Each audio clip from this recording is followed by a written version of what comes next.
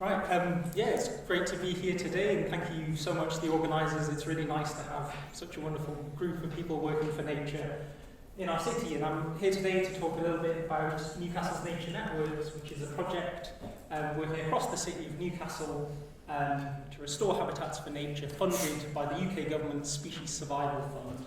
And I'll see if this clicker works. Nope. Yeah, there we go. So, one of the key aims of this project is to connect green space across Newcastle for nature, providing stepping stones and corridors for wildlife across our city. In particular, we're focusing on creating habitats for insect pollinators like bees and butterflies, but also I think this links in a lot with what Paul was saying already.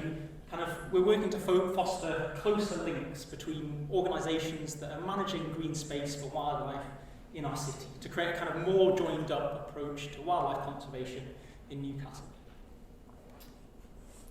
And these are the partners in the partnership.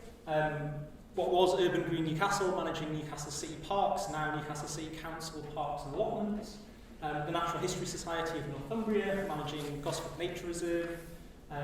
Newcastle City Council were always in the project, in particular working at a small, not publicly accessible nature reserve called Paradise down by Scotswood Road, which some of you might not even know about, but restoring that for wildlife.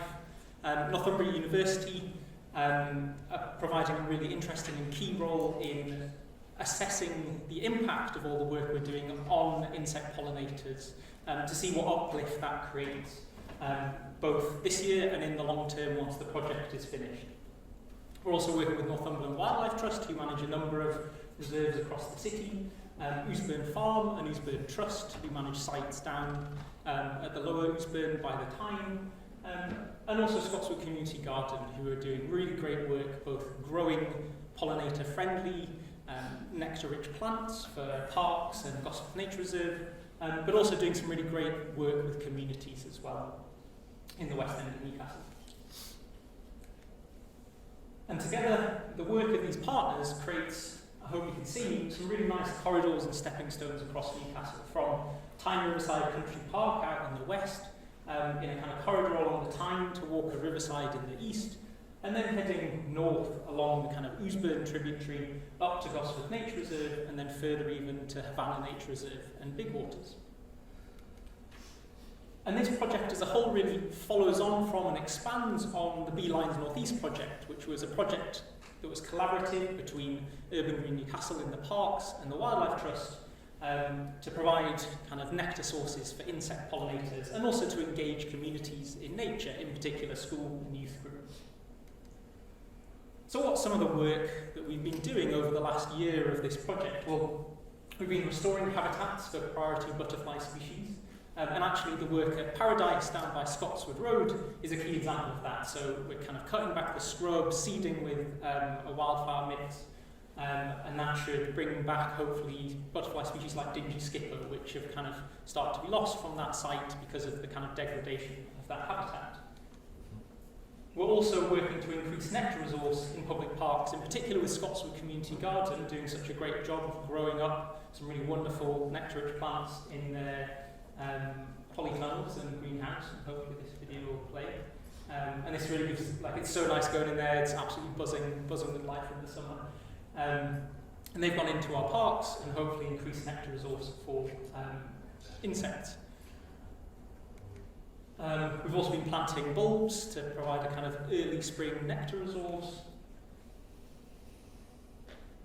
as well as doing some wetland restoration. So in Gosford Nature Reserve, they've been trying to restore some natural processes to one of the burns that run through their reserve.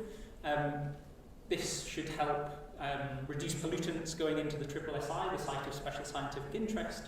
And we've also been doing some quite fun work to kind of bring some biodiversity into some of our more urban parks and wetlands by putting a kind of floating wildlife island into Exhibition Park.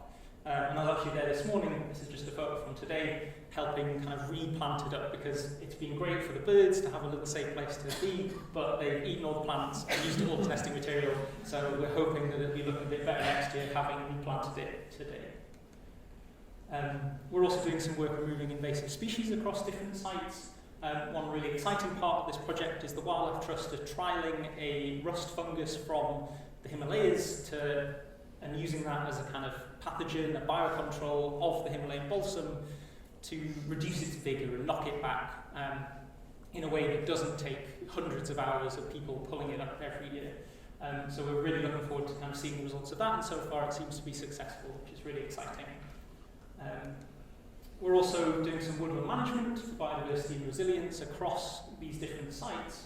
I think one thing that I found interesting working on this project is, you think planting trees is good. It's good for the climate, it's good for wildlife, but actually a lot of the woodland that we have in Newcastle is quite homogeneous stands of non-native species. So one of the things we're actually doing quite a bit of is kind of opening up some of those woodlands to get more light down to the understory, and replanting with some native species to kind of diversify their structure and the species composition of some of these woodlands. And that's an example from Tyne Riverside Country Park.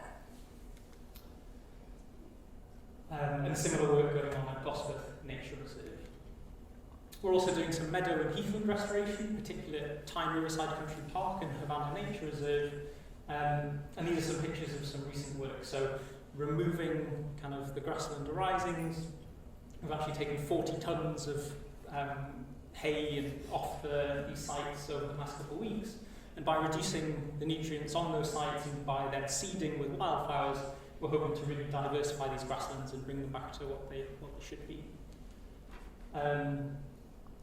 Also working on some of the heathland at Havana Nature Reserve to kind of reduce the scrub encroachment and increase again diversity of structure.